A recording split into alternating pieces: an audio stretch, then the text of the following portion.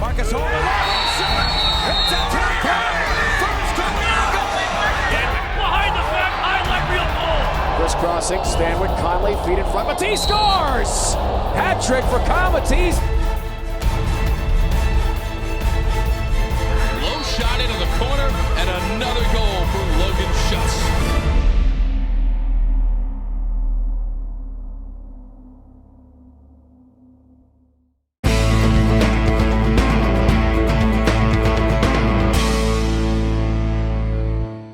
Hello and welcome to episode 2 of the Nuts and Bolts podcast presented by Socius. I'm your host Noah Scharfman, and I am joined today by a special guest.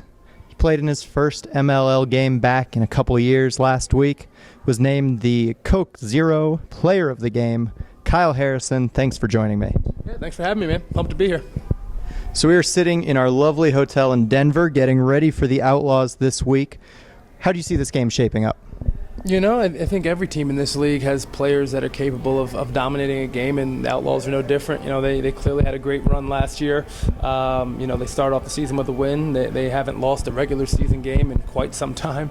So our work will be cut out for us, but we're excited for the challenge. So you had a run with Denver back in the day.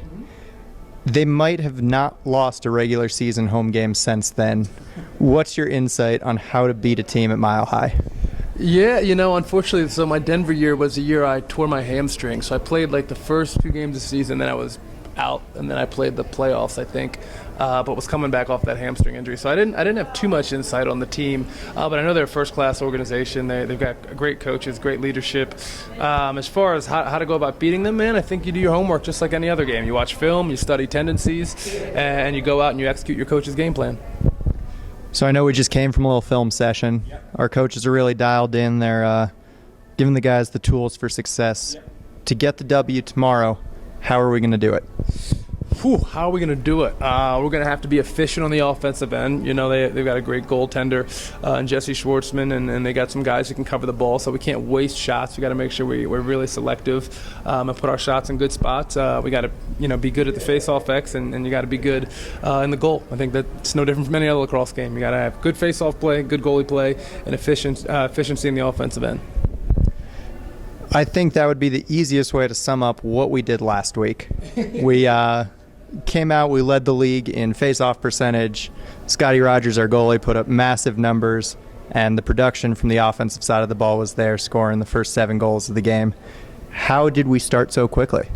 You know, I mean, I think in this league, and it's not just our team that does this. Every team has guys that just put in a lot of work, and, it's a long off season of training and watching film and working on your shooting if you're an offensive player, or studying folks' tendencies if you're a defensive player. And I think for us last week, it was almost a culmination of a bunch of work that guys have been putting in for months. And, as I said at the beginning, every team's got guys that shoot the ball well, can dodge, can share the ball offensively. So for us last weekend, it just came together, and it's just a matter of building on that.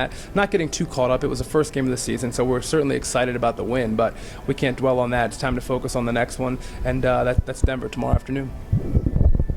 So we're going to step away from Major League Lacrosse from a little bit.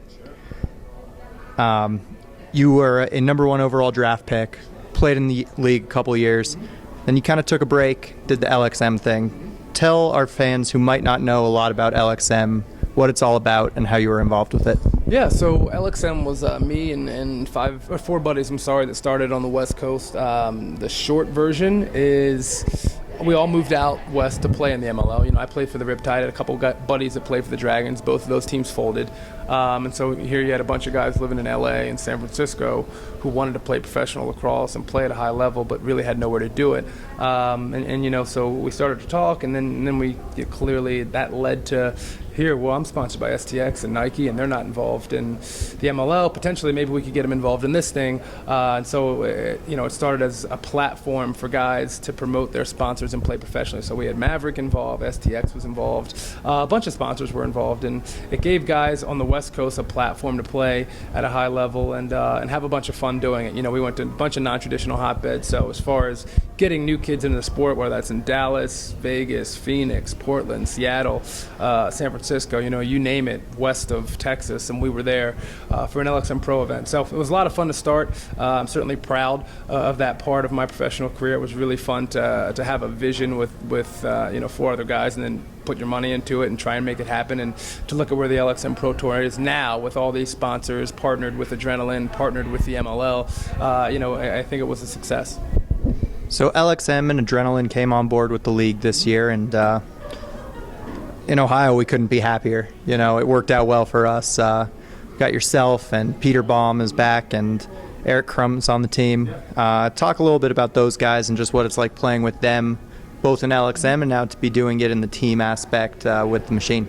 Yeah, well, I think the first thing I'll say is, we were all hopeful at the beginning of this LXM thing that there'd be a partnership. Originally, if you look at our first notes and we started discussing what LXM was going to be, it was a September through like mid-February event season, and then guys play MLL. So the original idea was for guys to play both, and we've been hopeful ever since that would work out. So I'm happy that we're here. But either way, back to Crummy and Baum, those are guys that I've played with for the past couple years, and I'm so excited to be here with them in this process. I think it's tough going from, especially, I'm a guy that I've played in the MLL before, so I know how it goes. I know the ins and outs. I know guys. I know what to expect. But for a guy like Peter Baum, Eric Crum, who didn't play in the MLL, they just went from college to LXM. I think probably the MLL jump was pretty nerve-wracking, and they weren't really sure what it was going to be about. And so it's cool that we've all been able to do it together and kind of work with each other and walk each other through it. So I have a little inside information here about the LXM tour, and one of our teammates here, I hear Crummy will talk to any kid and just stays there the entire time. Yeah, Crum, and I think that was part of the fun part about it. And not that the MLO doesn't do that, because the MLO does a great job post-game. You get to interact with the fans. And then I know each separate organization, especially us here in Ohio, we do a great job of setting up things in the community where you get to interact with the fans. But the past few years of LXM, since it's been partnered with Adrenaline, every LXM event is in conjunction with an Adrenaline tournament series, which could have like anywhere from 60 to 120 teams. So you have all these kids, and Eric Crum will literally talk to any kid for any amount of time. However long the kid wants to talk, it could be an hour and a half, it could be 2 hours, it could be, on Instagram going back and forth. The guy just loves it, and it's great. I think our sport is at a level and at a point where that stuff is so important to make sure you continue to be accessible, continue to make each kid feel special that comes out and supports this game. So talk to me about life on the West Coast. I'm originally from LA. I can't get rid of the 310. Even when you go east, you got to keep it, because I'm the same way. I won't get rid of my 443. I live out in LA, but won't get rid of my Baltimore area code. No chance. You see, it's almost opposite, that I'm living out east with the West Coast. Yeah. Same thing. So you're big into basketball. I know you played growing up. Who's your team? Man, I think everybody in my generation struggles to pick a team, because you grew up with Michael Jordan, so you grew up as a Bulls guy. And then, I think I moved to LA, and the Wizards haven't been good for a while, but we did just go on a little bit of a run. Knocked off the Bulls. Right. Went on a little bit of a run there and going on a run. So I think everyone in my generation struggles. You're more like players than actual teams. I would love to fall in love with a team again and be an avid supporter, but I don't have one. I like a lot of players. You see, that was my problem. I was the Kobe Shaq generation, and when thing turned south, you had to pick one. Yeah. And I went Kobe. Well, you picked a good one. My thing was Shaq was always there at the end of the season, but you got to come into camp ready to go. Oh, yeah. I mean, I don't know, man. Professional sports are weird. I think everybody, I agree with you to the extent that Kobe is just the complete alpha male, but Shaq is, he would, like you just said, he's there in the end. So if he comes a little bit out of shape, or he comes like a little bit heavier than he should be, as long as he's there come playoff time, let him go. So give us a prediction. Sure. Playoffs have been awesome so far. We had 3 Game 7s tonight. Who takes it all? Championship? You got to go with the Heat. You got to go until someone proves himself, man. I mean, I know the Pacers are the number 1 seed, but you look what just happened with Atlanta. I mean, we're in a Game 7 here with an 8th seed. So I think until LeBron and them decide it's not, it's going to be theirs for a couple more years. Take on the Spurs. What's your take on them? I mean, me and Greg Bice argue about it all the time just because I think clearly they're incredible. From Manu Ginobili, Tony Parker, Pop, great coach. Tim Duncan does his thing. It's just so boring for someone that likes to watch like LeBron fly and fill a lane, or D Wade or Paul George, all these guys that just are fun to watch. That game is very boring to watch. You see, that's what I was getting at. I can respect them. Lakers and Spurs have had some great series, but when I want to go to bed, I throw on the Spurs because you will pass out in 5 minutes. It's just such a boring brand. What's wild about them? And it's such a boring brand, but if you actually are a basketball fan, like, they're fun to watch. Like, they move the ball, they're unselfish, there's always an extra pass. Tony Parker is great to watch coming off the pick and roll. Watching Ginobili get to the lane, doing his whole Euro step thing's fun to watch. And then the fact that Tim Duncan is as productive as he is at his age, it's just out of control. Remember Danny Green? I do. I do. I've forgotten about him, but I do remember him. That's the problem I have with that team. Guy blows up in the playoffs, and then he's gone. Yeah. Haven't heard from him since. You mentioning his name's the first time I've heard it this year. Poor guy. All right. Well, Kyle, thank you so much for stopping by. Always great to talk hoops. And we're going to be talking with Chad Wiedmeyer coming up next.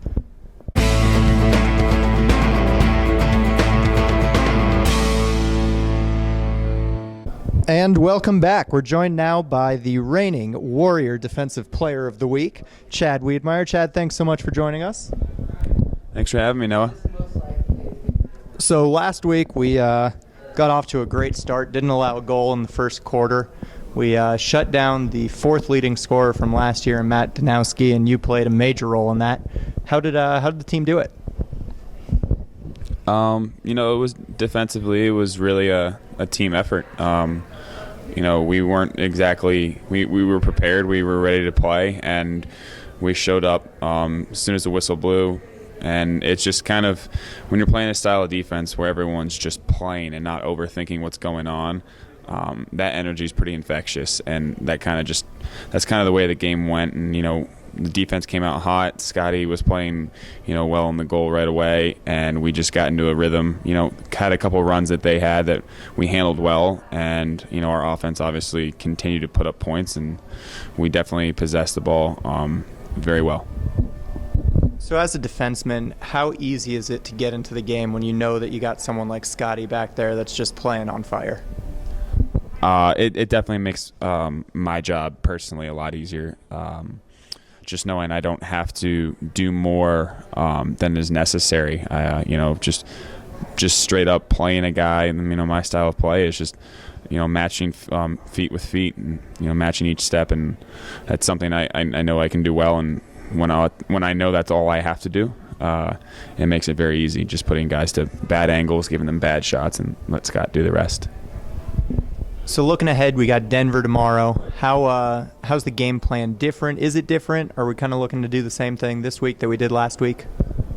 Not too many things change. Our principles and whatnot, obviously will stay the same throughout the whole year, but every team's different. Denver is definitely a more midfield-oriented team. They get a lot of their production and their momentum coming out of their midfield. Last week it was, a strong attack-based team, and so we got to kind of shift our focus more towards the midfield. We're looking to do a couple things up there to try to negate their success, but again, the principles remain the same. The goal remains the same. It's just got to get a win by any means possible. So pivoting away from the field a little bit, you're a Princeton grad.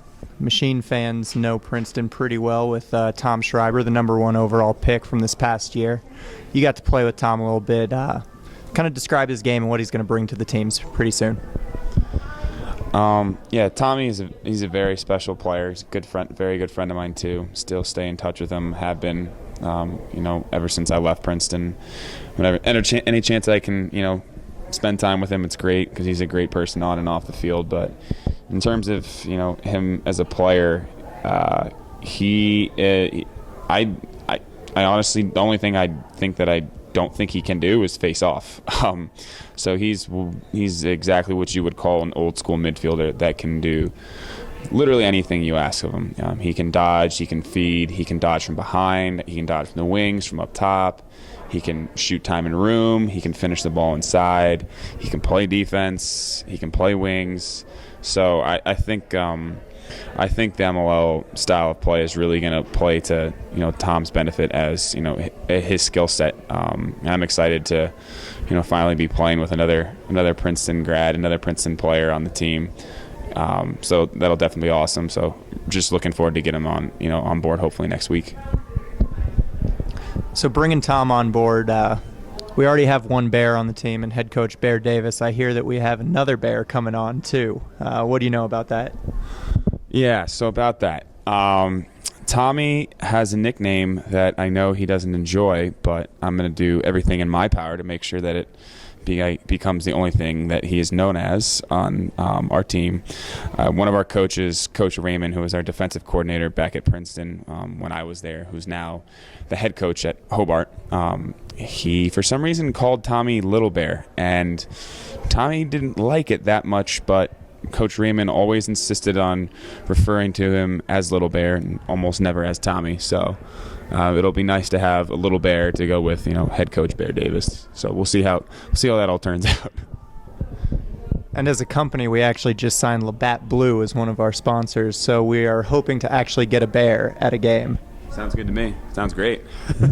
So Chad, we're going to go a little to the personal life here. You're living in New York, working for Trilogy Lacrosse.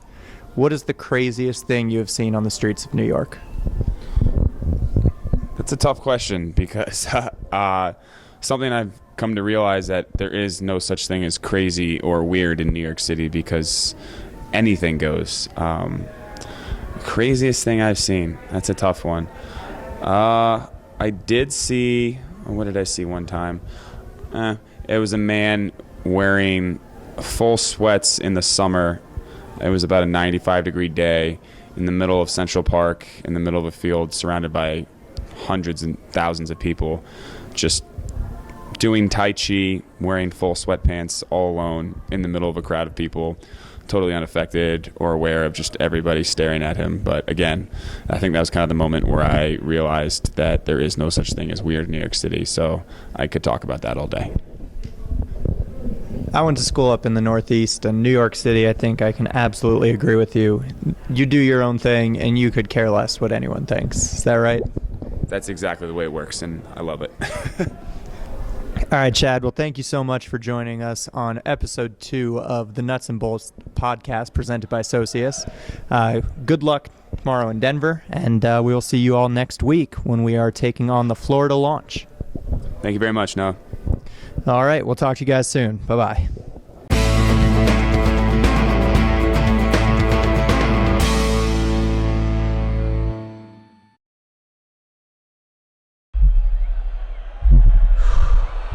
Time to oil up. We check athletes from head to toe before the season starts to make sure you don't hit the wall when it matters most.